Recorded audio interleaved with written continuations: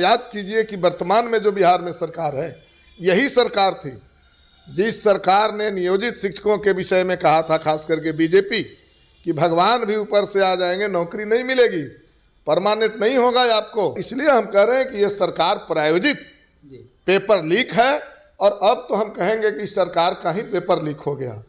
वो सरकार क्या उस पर अंकुश लगाएगी माफियाओं पर? सरकार खुद माफियाओं के चंगुल में है। मालूम है ना, इलेक्ट्रल बॉन्ड के माध्यम से जो पैसे मिले हैं, वो पैसे किनको मिले हैं? इसी सरकार के में चलने वाली जो पार्टी है, भारतीय जनता पार्टी, जिसको सबसे ज़्यादा पैसा मिला है। चुनाव में ये सरकार उनको ठग लेगी कि भाई आगे चुनाव के बाद हमें नौकरी मिलेगी, और बाद में वही जो पुराना उनका राग है, जो पकौड़ी तलने को रोजगार कह देते हैं, जो टेम्पू चलाने को रोजगार कह देते हैं, वही कहेंगे। नमस्कार, बहुत बहुत स्वागत है आपका लाइव बिहार में। मैं हूं आपके साथ संजीव सिंह। देखिए, बीपीएससी शिक्षक भर्ती परीक्षा TRE 3 में प्रश्न पत्र लीक का मामला सामने आया था। इसके बाद आयोग ने परीक्षा को रद्द कर दिया है। लेकिन सवाल उठता है, परीक्षा तो रद्द हो गई, लेकिन उन बच्चे के भविष्य का क्या होगा? साथ ही साथ जो बच्चे दूर दराज से आए हैं, दूसरे राज्य से चल के आए हैं, गरीब तबके के लोग हैं, उनके साथ क्या नाइंसाफ़ी हुई? अगर नाइंसाफ़ी हुई तो उनका जिम्मेवार आखिर कौन है? और जो जिम्मेवार हैं, जो गिरोह काम कर रहे हैं पेपर लीक मामले के पीछे, जो बड़े मछली है, उन पे शिकंजा कब कसेगा? हमारे साथ बात करने के लिए CPI माले से विधायक है रामबली सिंह यादव जी, जो हमेशा से शिक्षक और छात्रों की आवाज़ जो है उठाते रहते हैं, सड़क से लेकर के सदन तक। क्या कहेंगे? परीक्षा तो रद्द हो गई है, लेकिन ये जो गिरोह जो काम कर रहे हैं, इसके पीछे जो बड़ी मछली है, वो कब गिरफ्तार होंगे? उस पर कब शिकंजा कसेगा? ये सबसे पहले तो निश्चित रूप से ये पेपर लीक हुआ जी। और हमने भी कहा था कि परीक्षा रद्द होनी चाहिए, क्योंकि परीक्षा अगर रद्द नहीं होती तो अयोग्य लोग बहाल हो जाते और योग्य जो है और उनको परेशानी जो कहते हैं बनी रहती। तो इसलिए परीक्षा रद्द हुआ है, तो इसका हम स्वागत करते हैं बीपीएससी के। लेकिन हम कह रहे हैं कि असल में ये जो पेपर लीक था जी, ये सरकार प्रायोजित था।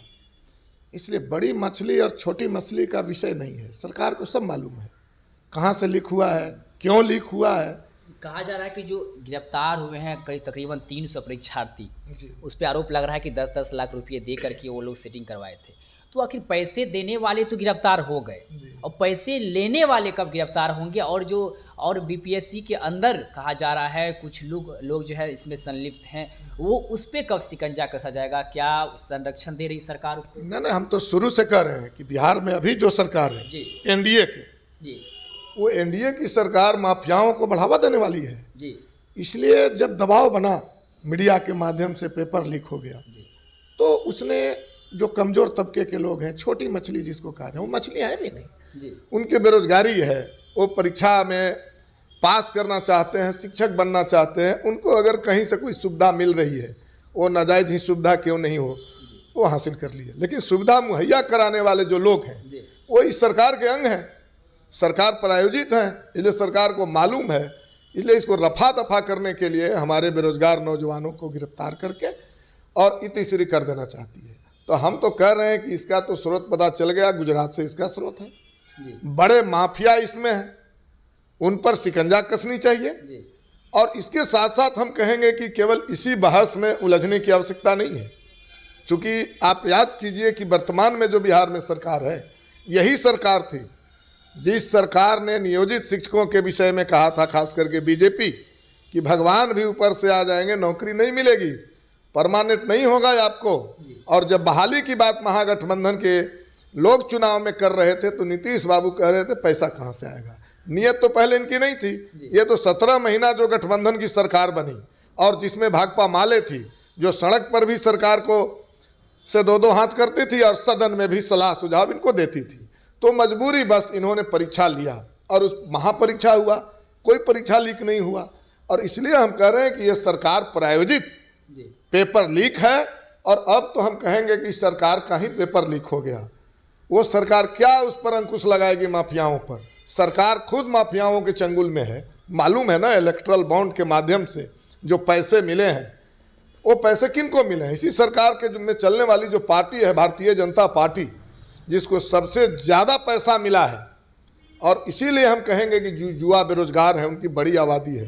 अब ठगा जाएगा कि भाई पेपर लीक हो गया, रद्द कर दिए हैं, अब अगला चुनाव तो ये अगला परीक्षा तो ये चुनाव के बाद होगा, और चुनाव में ये सरकार उनको ठग लेगी कि भाई आगे चुनाव के बाद हमें नौकरी मिलेगी, और बाद में वही जो पुराना उनका राग है, जो पकौड़ी तलने को रोजगार कह देते हैं, जो टेम्पू चलाने को रोजगार कह देते हैं, वही कहेंगे।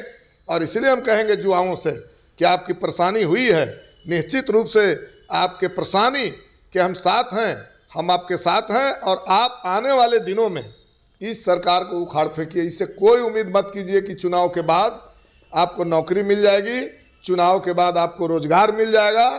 आप इसको उखाड़ फेंकिए। आप युवा हैं, आप बौद्धिक आदमी हैं। जो बच्चे काफ़ी मेहनत किए हैं, परीक्षा दिए, उनको लगा कि इस बार मेरा रिजल्ट आ जाएगा, उनके भविष्य के साथ कहीं ना कहीं खिलवाड़ तो हो ही गया।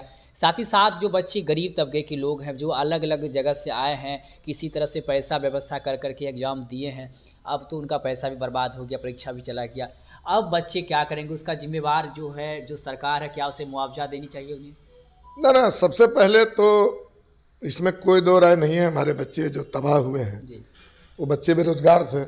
हम जैसे अभिभावकों के ही पैसा लेकर के वो परीक्षा में आए थे बैठने, जी, और इसलिए हम तो कहेंगे जिस तरह से बीपीएससी ने पेपर लीक के कारण परीक्षा को रद्द किया है, जी, अब इस सरकार को रद्द कर दीजिए। आप 2 महीना चैन से मत बैठिए। भविष्य में अगर आपको रोजगार पाना है तो ये जो बेरोजगारी बढ़ाने वाली सरकार, ये जो पकौड़ी तलने को रोजगार कहने वाली सरकार, ये जो टेम्पू चलाने को रोजगार कहने वाली सरकार, ये जो 2 करोड़ प्रतिवर्ष रोजगार देने की बात करके मुकर जाने वाली सरकार, ऐसी सरकार को उखाड़ फेंकने में आप एनर्जी लगाइए। और जो नई सरकार आएगी उससे आप उम्मीद कीजिए कि आने वाले दिनों में मुझे रोजगार मिलेगा, फ्रेश बहालियाँ होगी, पेपर लीक नहीं होगा। इस सरकार से आप क्या उम्मीद कर रहे हैं, जिस सरकार का खुद ही पेपर लीक हो गया है? जी, ये तो समय की बात हुई, लेकिन जो सवाल है कि मुआवजा देनी चाहिए, आप समर्थन में हैं? बिल्कुल समर्थन में है, बिल्कुल समर्थन में है। उनको आने जाने का, आने वाले दिनों में जो परीक्षा हो उसमें भाड़ा फ्री होनी चाहिए, उनको रहने की व्यवस्था होनी चाहिए, क्योंकि सारा व्यवस्था उन्होंने किया था और आपके गलती के कारण ही रद्द हुआ। लेकिन इसके बावजूद किस सरकार से ये मांग करें? अभी जो वर्तमान सरकार है देश के अंदर, मैं तो कह रहा हूँ उनकी नियत ही नहीं है, और इसलिए उनसे ज़्यादा उम्मीद करने की ज़रूरत नहीं है। ठगे जाने की कोई ज़रूरत नहीं है। आप बौद्धिक हैं, आप शिक्षित हैं, आप नहीं समझेंगे तो कौन समझेगा?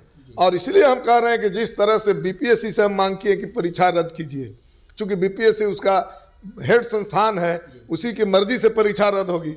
इसी तरह से इस चुनाव में जनता मालिक है, लोकतंत्र का सबसे बड़ा अफसर जनता है। हम जनता से कहेंगे कि सरकार का जो पेपर लीक हुआ है, इस सरकार को रद्द कीजिए, नई सरकार बहाल कीजिए, ये बदला लीजिए। बहुत बहुत धन्यवाद। देखिए, उन्होंने कहा है कि हम जनता से अपील करेंगे, छात्रों से अपील करेंगे कि वर्तमान की सरकार को ही रद्द कीजिए, क्योंकि सरकार की नीति ही नहीं है कि बच्चे आगे बढ़े, बच्चों के साथ इसी तरह खिलवाड़ होते रहेगा। साथ ही साथ मुआवजा को लेकर के है कि सरकार को हर हाल में मुआवजा देने चाहिए। जो भी बच्चे अब आएंगे उनके लिए रहने का व्यवस्था भी करना चाहिए, और साथ ही साथ आने जाने का जो किराया है सब फ्री होने चाहिए उनके लिए। तो देखने वाली बात होगी कि कब एग्जाम होती है और बच्चे के लिए क्या कुछ सुविधा होता है, ये तो वक्त बताएगा। फिलहाल इस खबर में इतना ही, आगे देखते रहे लाइव बिहार। बहुत बहुत धन्यवाद। लाइव बिहार यूट्यूब पर सब्सक्राइब और फेसबुक पर लाइक जरूर करें।